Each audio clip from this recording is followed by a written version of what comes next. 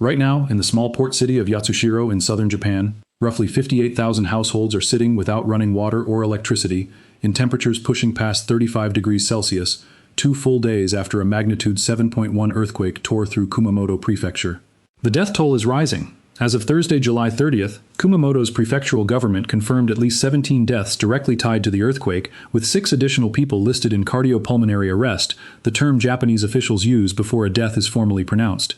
Japan's top government spokesperson put the broader total, including deaths still being investigated for a direct link to the quake, at 28.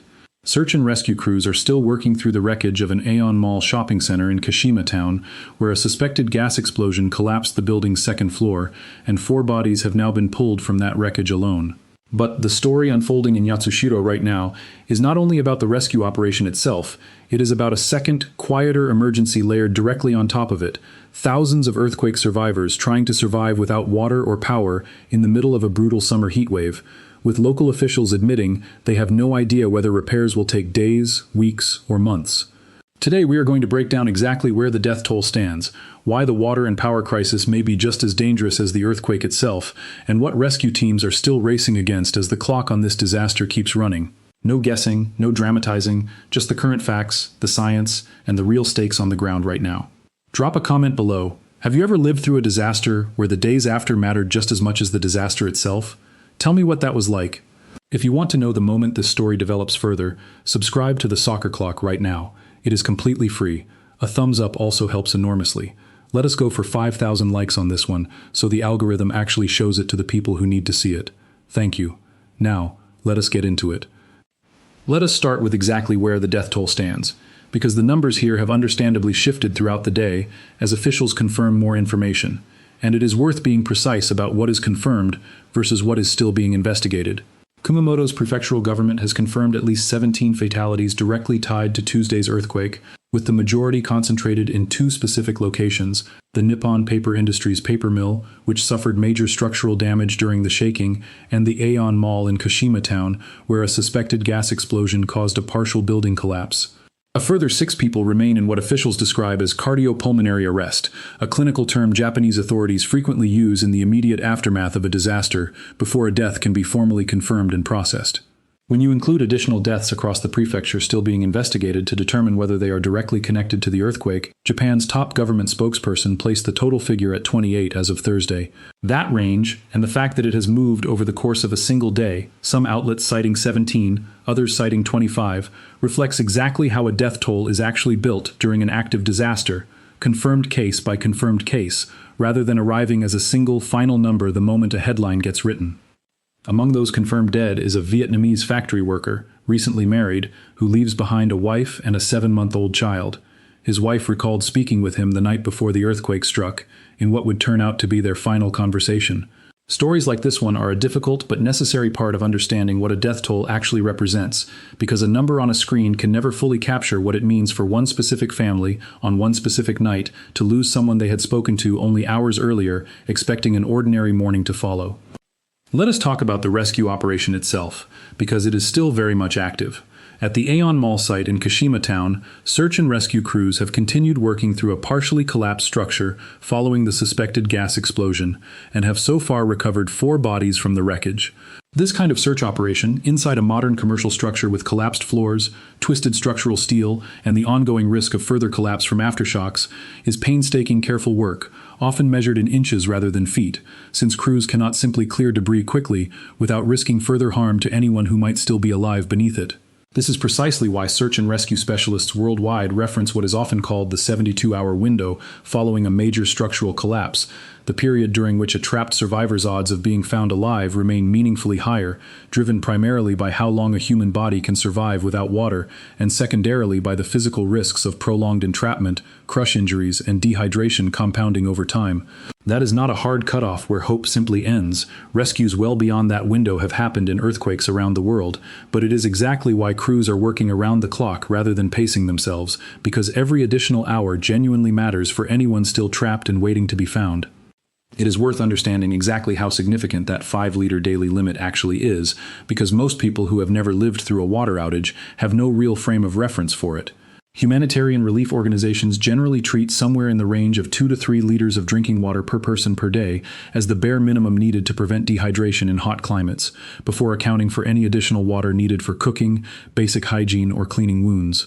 5 liters covers that immediate survival threshold with a small margin, but it leaves essentially nothing left over for the ordinary daily tasks most people never think twice about: washing hands after clearing rubble, rinsing a cut before bandaging it, cooling down with a wet cloth during the hottest part of the afternoon. That is precisely why officials describe the lack of water as being just as difficult as the heat itself. The two problems do not simply add together, they multiply each other, since the same heat that makes water more urgently necessary is also the heat making every liter of that ration stretch further than it realistically can. The investigation into exactly what caused the explosion at the Aeon Mall in Kashima Town remains ongoing, and officials have been careful to describe it only as a suspected gas explosion rather than a confirmed cause, since a full determination requires the same kind of careful, methodical structural investigation that follows any building collapse involving a suspected secondary ignition source. That distinction matters, because it shapes how officials assess the same risk at other structures across the earthquake zone. If a gas line rupture triggered by the shaking is ultimately confirmed as the cause, inspectors will need to prioritize checking similar gas infrastructure at other damaged buildings across the region before residents can safely return to structures that survived the shaking itself, but may carry the same hidden risk that turned one shopping mall into the earthquake's single deadliest location. Now let us talk about the second crisis, the one unfolding in plain sight across Yatsushiro and the wider region, because this is exactly where today's story shifts from a rescue operation into a public health emergency. Roughly 58,000 households in this single port city remain without running water or electricity, 2 full days after the earthquake struck. Akio Matsushita, a local official helping lead relief efforts, told reporters directly that he genuinely does not know whether repairing the city's badly damaged water mains will take days, weeks, or months. With the City Hall's own toilets out of service, officials have had to install emergency toilets over sewer manholes outside the building, in temperatures sitting around 35 degrees Celsius, close to 95 degrees Fahrenheit, combined with the kind of stifling summer humidity that makes that heat feel considerably more punishing than the raw number suggests. A Kumamoto official has explicitly warned of rising heatstroke risk, with forecasts calling for temperatures to climb close to 40 degrees Celsius, 104 degrees Fahrenheit, by the coming weekend.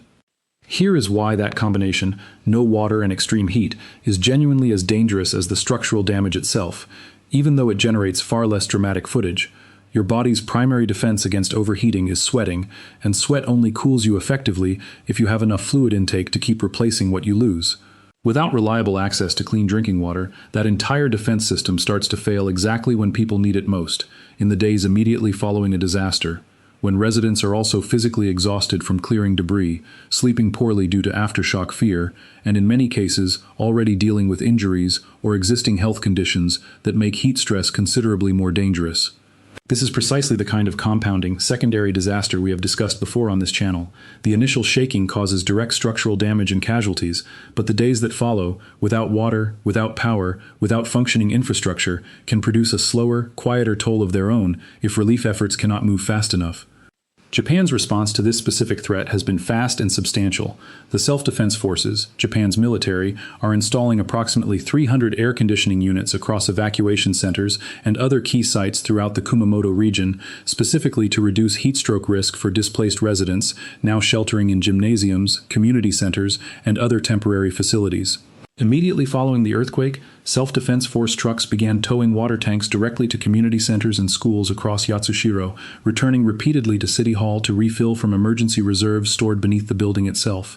Residents have been limited to 5 liters of water each under this emergency rationing system, an amount that reflects genuine emergency triage rather than comfort, enough to cover the most immediate drinking needs for adults in extreme heat, but leaving very little margin for cooking, washing, or the kind of basic hygiene that becomes increasingly important the longer a water outage continues, particularly with emergency sanitation already improvised over open manholes in several locations.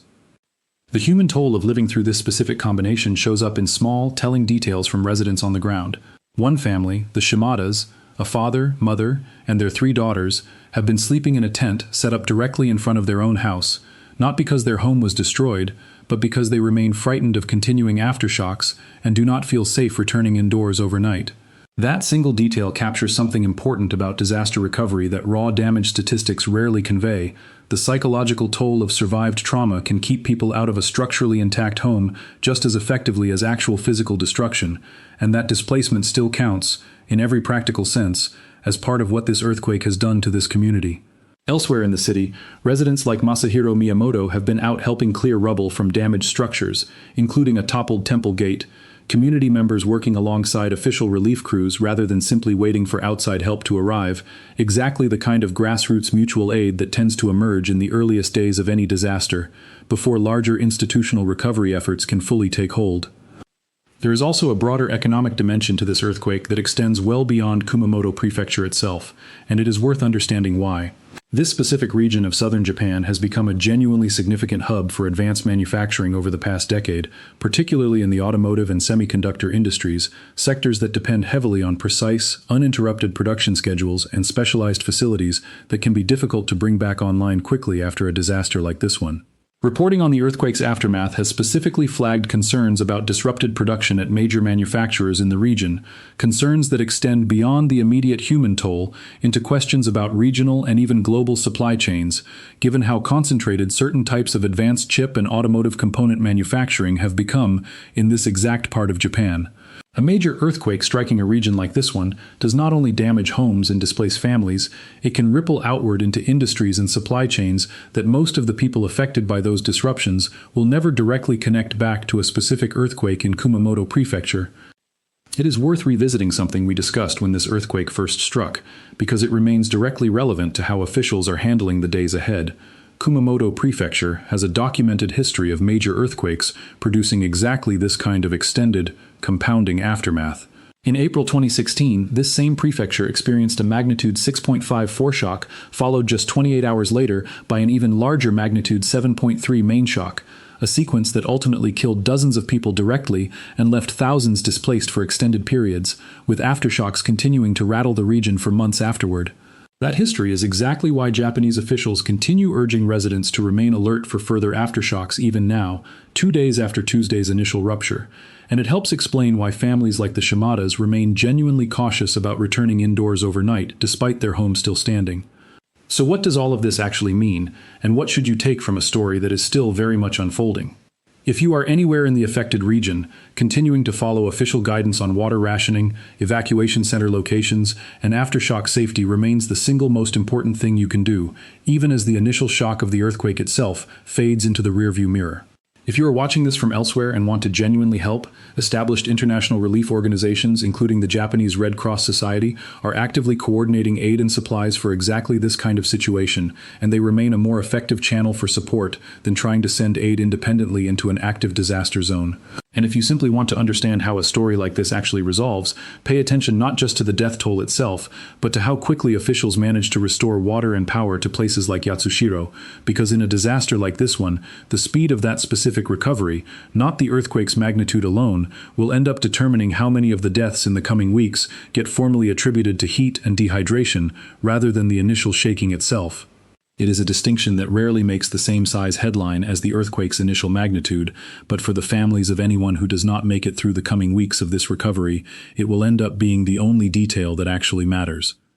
This is a story that is still actively developing, on two separate but connected fronts. Rescue crews are still working through the wreckage of the Aeon Mall, racing against exactly the kind of narrowing window that defines search and rescue after any major structural collapse. And across Yatsushiro and the surrounding region, tens of thousands of people are trying to survive a compounding, secondary emergency, extreme heat without reliable water or power, that has claimed less attention than the earthquake itself, but carries very real danger of its own. Japan's self-defense forces are moving quickly, air conditioning units, water tankers, and emergency rationing all deployed within days rather than weeks, precisely because officials understand exactly how dangerous that combination of heat and water scarcity can become if it is allowed to drag on. It is worth remembering, too, that a disaster like this rarely resolves on the timeline the initial headlines suggest. The confirmed death toll will likely continue climbing over the coming days as investigators finish determining which additional fatalities across the prefecture are directly linked to the quake, exactly as officials have already acknowledged. The water main repairs Akio Matsushita could not put a timeline on may stretch well past this week, and for families like the Shimadas, sleeping in a tent in front of an intact house out of genuine fear rather than necessity, the recovery from an earthquake like this one is measured in far more than structural damage alone. We will keep tracking this as it develops, every updated casualty figure, every restored water main, and whatever comes next for the communities still working through both halves of this disaster at once. Subscribe to the Soccer Clock so you do not miss it, and leave that comment below. Have you ever lived through a disaster where the days after mattered just as much as the disaster itself? Let us go for 5,000 likes on this one. See you in the next one.